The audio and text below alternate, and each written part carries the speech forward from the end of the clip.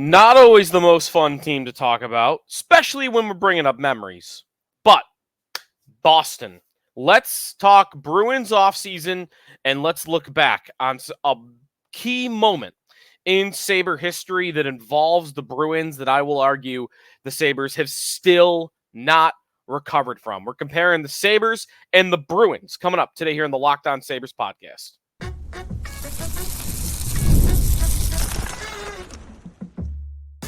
You're Locked On Sabres, your daily podcast on the Buffalo Sabres.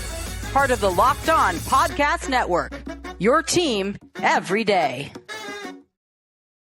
And thanks for making Locked On Sabres your first listen every day. We are free and available wherever you get your podcast, part of the Locked On Podcast Network, your team every day. Today's episode of the show is brought to you by FanDuel Sportsbook. Now through September 22nd, all FanDuel customers can bet $5 and get a 3-week free trial of NFL Sunday Ticket from YouTube and YouTube TV. Visit FanDuel.com/locked-on to get started. Sneaky Joe DiBiase, glad to be talking some hockey with you today here on the show. We are going to talk some Bruins on today's show, and maybe this is finally the year that the two teams start to even out a little bit. But some reason to believe that will not happen. Of course, maybe some reasons to believe that will happen, which is maybe unlikely, but not impossible.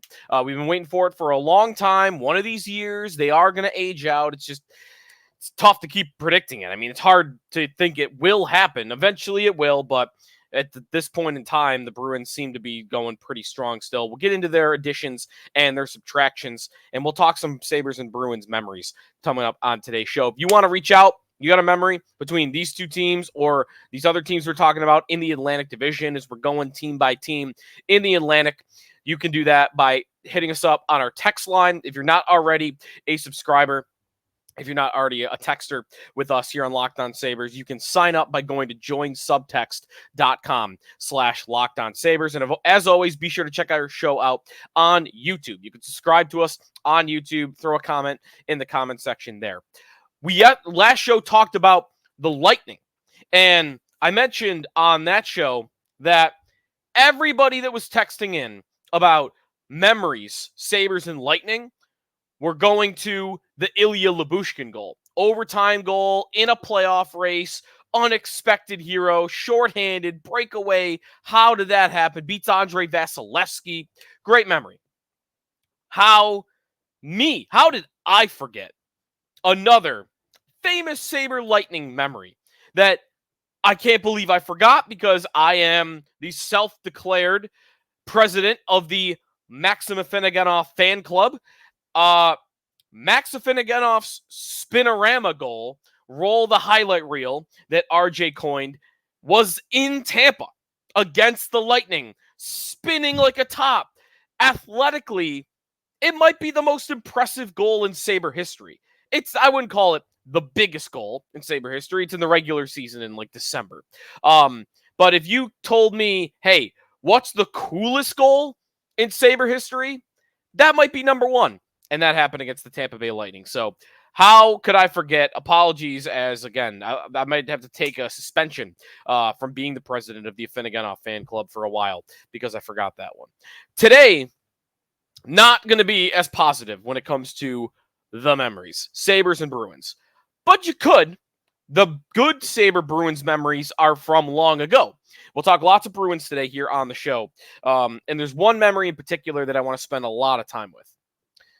But if you go back far enough, of course, you'll find good ones. No better than Mayday. Mayday is, I mentioned the Afinogenov spinorama goal. Maybe it's the coolest goal in Saber history. Mayday's probably the biggest goal. Or the most famous goal in Saber history. I mean, it's all about RJ. The call is elite. It's one of the greatest calls in sports history. It's a round one game. So to call it the biggest goal, maybe that's a stretch. You could, though. But that is a sweep. That is a team that had been beating the Sabres in the 80s. Brad Park, right? Like, you go back in time enough, and you'll find some more bad Bruins Saber memories, but then you get to the 90s a little bit, and you get the Mayday goal, and then you go a little bit further into the 2000s, and then the Sabres were great, of course, Briere and Drury, and the Bruins were kind of down in the dumps for those years. And then you get to my generation. You get to my wheelhouse. My wheelhouse, it ain't very good. It is about as bad as it could possibly be when thinking about these two teams against each other over time. The Bruins have dominated the Sabres, dominated them for the better course of 15 years. Going back to, you could really start the Bruins, the direct Bruins to Saber dominance in the playoffs in 2010. The Sabres win that division, but Boston is the 6th seed, and that is really the first year that they're on the come up. That's the first year really of, hey, Chara is a Norris best defenseman maybe in the league. Marchand is a rookie that year. He doesn't really play in that series. Lucic is just on the way up. Like, that Bergeron is starting to kind of catch his flow, I guess. Like, that's their first year of, all right, here come the Bruins for a while. And they did beat the Sabres pretty handily. It's a Game 6 loss, but there were a couple games in there where the Sabres were not the better team. That was a team that was carried by their goaltender and Ryan Miller. At the same time, it's hard to know what would have happened because Johnny Boychuk broke Thomas Vanek's ankle in the first game of that series, and Vanek was the best Saber forward at that time, and who's to say that it wouldn't have been a much closer series had Vanek been healthy? And that was not allowed to happen because Boychuk had to go and break his ankle. So that's what you think about for that series. The memory I really want to get to, though, today, when we talk Sabres and Bruins, before we get to kind of the two teams right now. By the way, one texter actually just texted this in as I'm talking here. One of the good memories that is recent, New Year's 2 years ago. New Year's 2022. 2023 it would be. The Sabres this is the Lyubushkin year. The Lyubushkin year. Sorry. It's not the Lyubushkin year. It's the same year's Lyubushkin goal. New Year's, the Sabres are down to the Bruins, and they're in a race. And the Bruins are the best team in the East, right? They're going to set the wins record, one of the best teams in the league. I think I got those 2 years the same. And again, I'm going on the fly here because someone just texted this one in.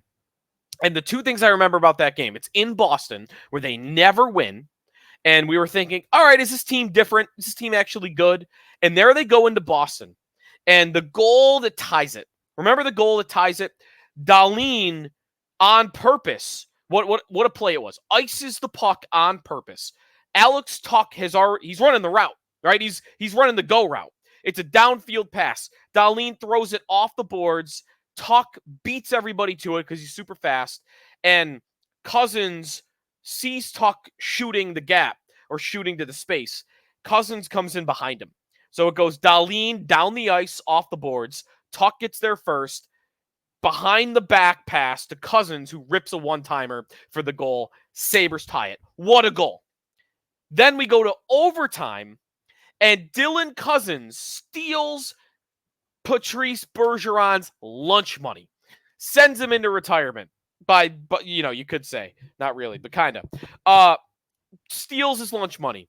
And I think Tuch scores the goal in the 3-on-3 overtime. Sabres win it. Huge win. Best win against the Bruins maybe in 10 years. But for this team and this comparison and this conversation and this drought, let's take you back to November 12th of 2011. I got some thoughts on November 12th of 2011. The Buffalo Sabres drought and this era of darkness began, in my opinion, that day. I got a thought and I got a take coming up on the Lucic-Miller hit that I kind of think the Sabres still haven't recovered from, in a way. Get to that when we come back here on the Locked On Sabres podcast. We are presented here on the show by FanDuel Sportsbook. The NFL season is fast approaching. We are 9 days away from the NFL opener. We are, by the way, 13 days away from the Bills opener. So NFL football is on the way, and I had a lot of fun checking out FanDuel this weekend, looking at all the college football spreads. You had Hawaii playing at midnight. Before that, you had a great game between Georgia Tech and Florida State. And get this, you have 31 college football games in Division I coming your way on Thursday. Not even just the weekend. 31 college games on Thursday. So check it all out at FanDuel Sportsbook. You've heard us talk a lot about FanDuel. It's America's #1 sportsbook. Well, we have something a little different for you because now through September 22nd, all FanDuel customers can bet $5 and get a 3-week free trial of NFL Sunday Ticket from YouTube and YouTube TV. Then, with a YouTube TV base plan, you'll be able to watch every regular season Sunday afternoon out-of-market game. All you need is a Google account and a current form of payment, and you can cancel anytime. Just visit FanDuel.com/LockedOn to download America's #1 sportsbook. Sneaky Joe DiBiase back here on the Locked On Sabres podcast. Thanks for making us your first listen every day. If you're looking for more of what's going on around the league, some different deals happening, check out Locked On NHL. If you're looking for what's coming up with Bills Cutdown Day and a reaction to Saturday's preseason finale, check out Joe Marino on the Locked On Bills podcast. So, tease to go into the break. I'm not quite sure how to phrase it. I think the best way to put it is really that as we talk about the Bruins today, I'm not sure the Sabres have recovered from November 12th of 2011. Ryan Miller comes out to play the puck, and Milan Lucic charging down the ice. Big, prime, mean, bully Milan Lucic sees an exposed Ryan Miller, and he runs him over. Flips him. Ryan Miller, you watch the pads circle all the way around. Helmet comes off. He hits the ice. Concussion. I think he played a little bit longer in that game. Knocked him out for a couple of games after that with a concussion. And it was a moment in time that was infuriating to fans because not just that Lucic felt like he could do this to the Sabres goalie, but also star player. Miller was the core of the franchise at that point. It was all around him. He was the best player. Lucic ran him over, and nobody did anything about it. Watch the video back. Andrej Sekera and Thomas Vanek, they go to Lucic. They try to throw their shoulder into him. But come on, right? Thomas Vanek and Andrej Sekera are not doing anything to Milan Lucic, and they don't really go that hard after it. I mean, Vanek gets thrown to the side pretty quickly. Sekera gets punched by Lucic, by the way. In comes Tyler. I'm watching the video back right now. Tyler Myers comes in, and with really no veracity whatsoever, just kind of pins Lucic up against the boards, roughs him up a little bit, but nothing crazy. And now in comes Chara, and now nobody wants to do anything because Chara's there, right? Paul Gaustad's on the ice. Paul Gaustad, you watch the back camera angle, and Paul Gaustad sees the whole thing. He's coming back. He's back checking. He sees it. I know he said after that game, by the way, he didn't see it. I don't remember him getting called out for it at that time, but it looks like to me on the back camera angle, he's looking at the whole thing. And what does he do? He grabs Nathan Horton on the side, doesn't do much. He fights Lucic the next game, probably because he felt like he had to. Doesn't matter. All the breakdown of like what they actually did. Nobody did anything. Patrick Coletta tried to do something, right? Coletta ran around that game. And the next game, he fought Lucic too. Like Coletta tried to, but Coletta's your grinder. Coletta's your fourth line, run around. You would expect that from him. The team overall did nothing. And they got eviscerated for it. You know who did something? Rick Jeanneret. Rick Jeanneret did something. Because, of course, he did. RJ bled blue and gold. Or, for a time, red and black. RJ, in the call, a great call, underrated RJ call, and they ought to clean his clock. RJ knew what to do in that moment, and no one did it. RJ, by the way, if you watch that clip further, don't just watch the first 20 seconds. Go like a minute in. After Harry Neal has his little spiel, RJ comes back on the mic, and he says, quote, "This is where you should remind people that your team has a goaltender too, and it has happened." RJ said that. RJ called for the Sabres to go after Tuukka Rask. That happened. RJ said, go after Rask. He literally said it a minute after the hit happened. Nobody did it. Nobody did nothing. Nobody did anything of the sort. And it really kind of symbolically feels like Lucic and the Bruins stole the Sabres' soul that day. And they have not since recovered from it.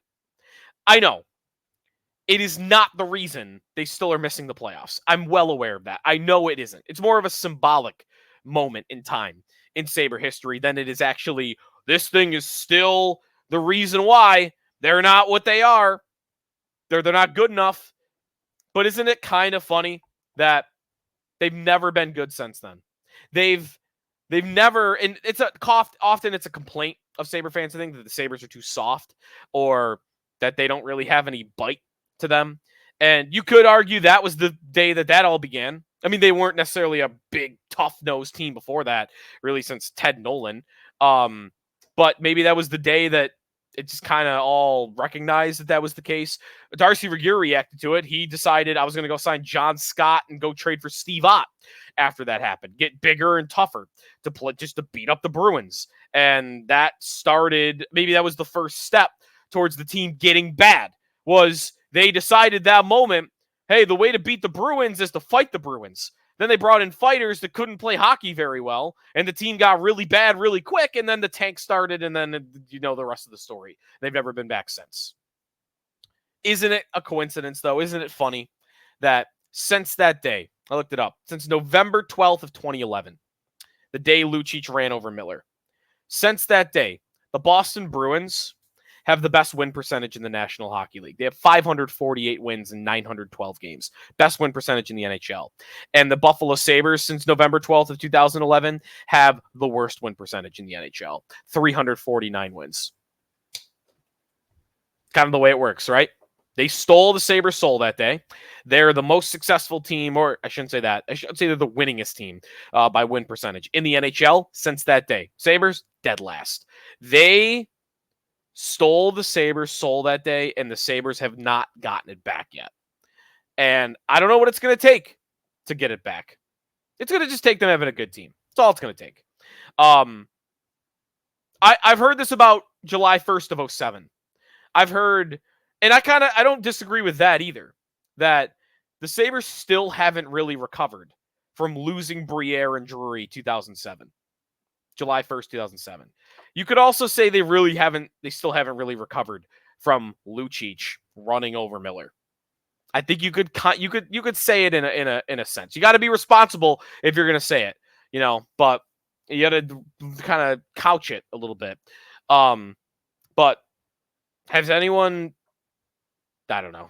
Just don't go watch the clip back. It does make you feel something. I'll say that. I watched the highlight back today. Thinking about Sabre-Bruins memories. There's brawls, too. There was a brawl on New Year's Eve that year where Myers and Chara, I guess, kind of almost fought. They were grabbing each other, but Myers was never going to do that. You had another brawl where Robin Regier did fight Chara, and Marchand jumped Nathan Gerbe from behind. You had one in the playoffs before that where Rafi Torres was fighting, and Ludman was going at it with Lucic. They had their run-ins a lot. It's good to feel something Sabre-related. And the hate I have for the Boston Bruins is one of the last areas where you really feel it. I watched the Lucic-Miller hit this right before this show on YouTube and wanted to get out of my chair. And it was making me angry again. And you want to feel the good. It's why we're fans. But the bad, you want to feel the bad too. You want to feel the anger. You want to be, they ran over my goaltender. You want that. And even that is watered down now because the team has been so bad for so long.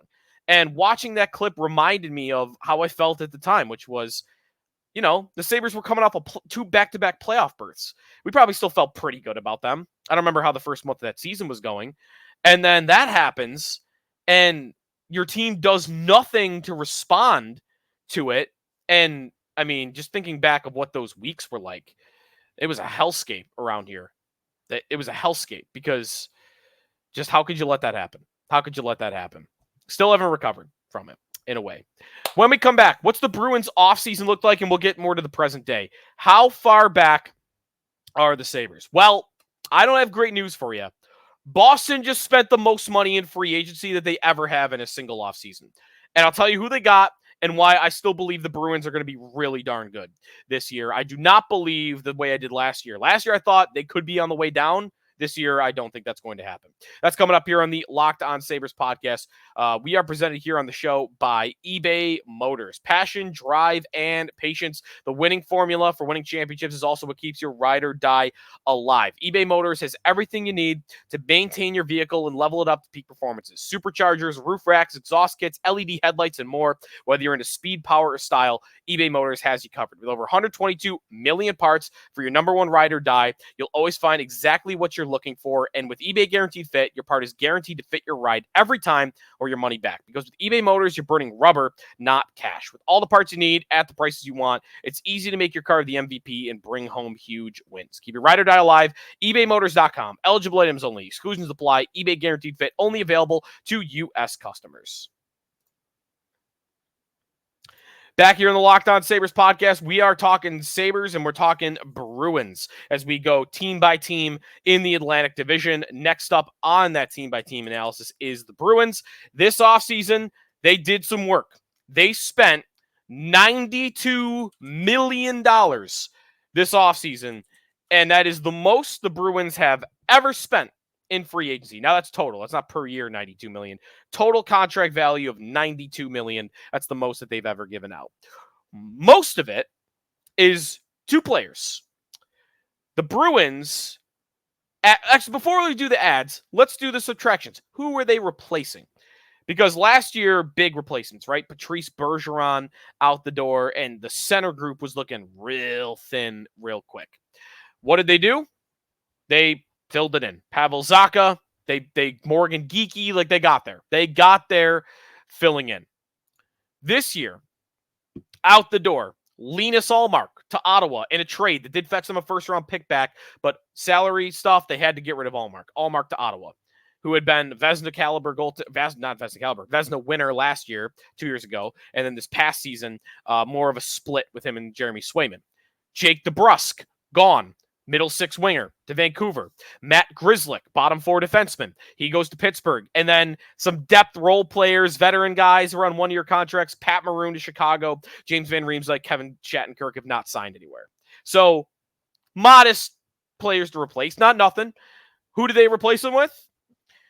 They got their center. They upgraded at center. It took them a year, but they got a guy that I think is going to go right in as their number one center. Is he an elite number one center? No, but Elias Lindholm is a very good center in the NHL. Someone who has scored 40 goals in the league, someone who has scored 80 points in the league. He's coming off a down year for sure.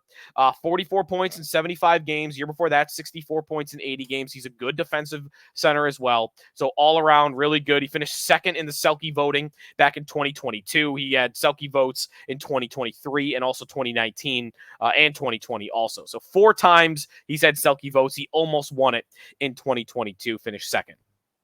So Lindholm, very strong addition for the Boston Bruins. They definitely paid up to get him. He's under contract now at $7.75 million until 2031. That's a long 7-year contract that they gave him. Great player, worth the money. Will they pay for it later in the contract? Probably, but they're going to get the payoff in the short term. The other move, a lot of money for this guy. But you know what? Let's give credit where credit's due to Nikita Zadorov.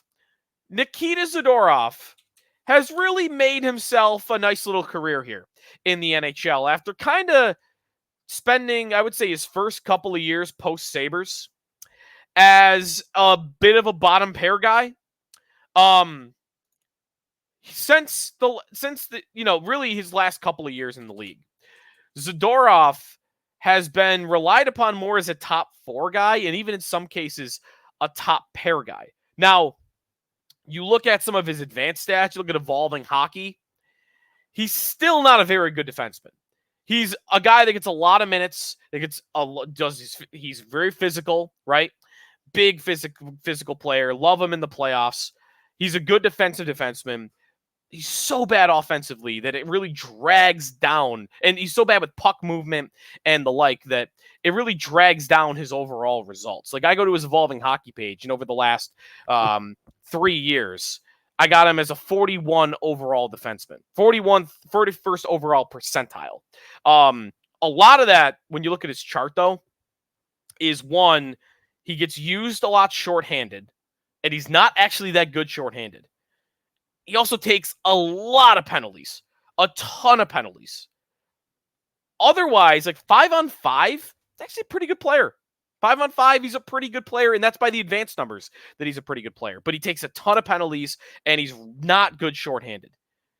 So, $5 million per year for Nikita Zadorov, under contract for that's a 6-year contract for him. Like, that's a big investment till he's 35 for Nikita Zadorov. But kind of fits, right? The Bruins like to push you around. He's good 5-on-5. They're going to swallow hard, I guess, on the penalty stuff, and maybe they don't care about the shorthanded stuff or think he's actually good shorthanded. I don't know. Zadorov is the other big acquisition. Otherwise, they bring in Joonas Korpisalo back in the deal that got Linus Ullmark to Ottawa, so he'll be their backup goaltender. All right, that's a backup goalie in the NHL. A little bit of an expensive one, but that was part of the deal to take him back. They've got some young players, John Beecher, Matthew Poitras, that are coming up in the organization that I think are going to be relied upon more this year and could be some nice players.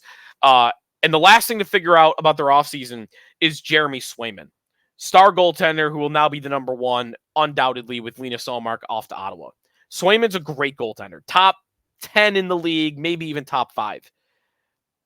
There was a report I saw this morning or yesterday that he is seeking $10 million per year. I don't think he's going to get that, but it might go to show you that that's going to be an expensive contract for Jeremy Swayman. And Swayman has proven already he'll push hard for his money. Last year went to arbitration. A lot of guys, it gets stopped before arbitration. Swayman went all the way to arbitration. This year, if he's pushing for 10 million, I bet he gets 9. I bet he gets close to it. But he might, I don't love the idea of paying a goalie that much in the NHL, but he's probably he's worth it as much as anybody else that's in the league today that would be pushing for that amount of money. So what's the overall? I like the Bruins a lot. I think the Bruins improved at center by adding Lindholm. I think they improved their blue line by replacing Grzelcyk and Shattenkirk with Zadorov. I think they're not going to miss Ullmark too much. I think they'll just ask Swayman to play more games, and that'll go fine. So what are the Bruins? I think the Bruins are right back in contention to be your division winner. Their odds are a little lower this year. 4th best odds to win the division at plus 500. That is behind Tampa at plus 460, Toronto at plus 290, and Florida at plus 220. Their over-under point total is 98.5, about 10 points better than that of Buffalo's. So what's the gap right now? I mean, it's the Bruins and the Sabres. It's the best team in the last, since the Lucic did the numbers earlier, so that's the last 12 years, 13 years. It's the best team in the NHL the last 13 years versus the worst team of the last 13 years. So there's a little bit of an element of Boston will always figure it out, and Buffalo will always mess it up. And you hope that one day that's going to flip. Eventually it will flip. But it's tough I'm not holding my breath any longer, waiting for it to happen. It'll happen eventually, and when it happens, but I'm done picking the Bruins to fall apart because I've done it. I think I've done it 2 of the last 3 years. I definitely did it last year. I think I did it the year before their big meteoric rise. They had a down year, and I thought after a down year, I think I was picking them maybe to miss the playoffs. Last year, I certainly thought they were going to start to fall down, and it doesn't happen. It just does. They just figure it out. No centers, whatever. Doesn't matter. They'll figure out the center position. Pastrnak, right? Like Marchand and Pastrnak. Put Zacha with them. Put Charlie Coyle with them. They'll be fine. They'll still be a great line because they have elite wingers and they have a good system overall. I like their coach a lot, so I'm not betting against the Bruins this year. I think they'll make the playoffs. Wouldn't pick them to win the division, but if you ask me today, I would probably pick them to be the 3rd spot. Them and Tampa is so close for me. I'll do my season projections a little bit later on. I haven't decided yet, but I definitely think they're going to be a playoff team. I think they'll make it comfortably. All right, it's going to do it for us today here on the Locked On Sabres podcast. Mitch Marner trade episode to come. And also, now I think it's really interesting because these are the teams I'm itching to talk about. Ottawa, Detroit, Montreal. The bottom four of the Atlantic Division. How do the Sabres compare to their peers? Right now, Ottawa, Detroit, Montreal are their peers. They're all fighting each other to jump up with the big boys. They're all bottom tier, trying to climb up to the top tier. Nobody's been able to do it yet. Who's the closest? Are the Sabres closer than Ottawa? Are they closer than Detroit? Are they closer than Montreal? It's really been back and forth. So we'll get to that coming up on our next show. We'll talk about the Ottawa Senators. That's it for us today here in the Locked On Sabres podcast. Thanks for making us your first listen every day. Be sure to check out our text line. Join subtext.com/LockedOnSabres. Check out our YouTube channel as well. Check out Locked On Bills, as the Bills have cutdown day coming tomorrow with Joe Marino's got you covered. That'll do it for us today here in the Locked On Sabres podcast, part of the Locked On Podcast Network, your team every day.